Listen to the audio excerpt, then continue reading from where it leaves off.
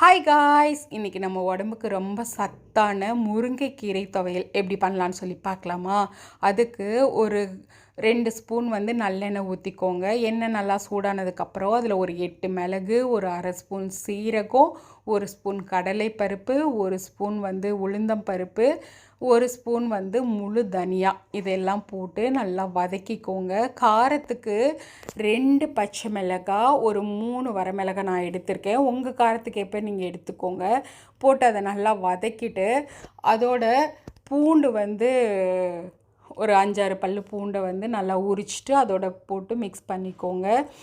சின்ன வெங்காயம் ஒரு கைப்பிடி நிறையா நான் உரித்து வச்சுருக்கேன், அதையும் அதோட ஆட் பண்ணிக்கோங்க. சின்ன வெங்காயம் போட்டிங்கன்னா தான் டேஸ்ட்டு நல்லாயிருக்கும். அதுக்கப்புறம் இதில் புதினா இலை கொஞ்சமாக, கொத்தமல்லி இலை கொஞ்சமாக ஆட் பண்ணிக்கோங்க. வாசனை நல்லாயிருக்கும், அதுக்காக தான்.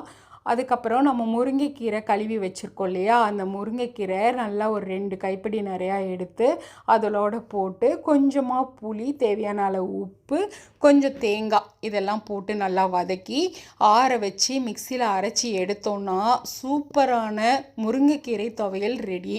இதை நீங்கள் சாதத்தில் சுட சுட போட்டு பிசைஞ்சு சாப்பிட்டீங்க அப்படின்னா வேறு லெவலில் இருக்கும். நீங்கள் கண்டிப்பாக இதை ட்ரை பண்ணி பாருங்கள்.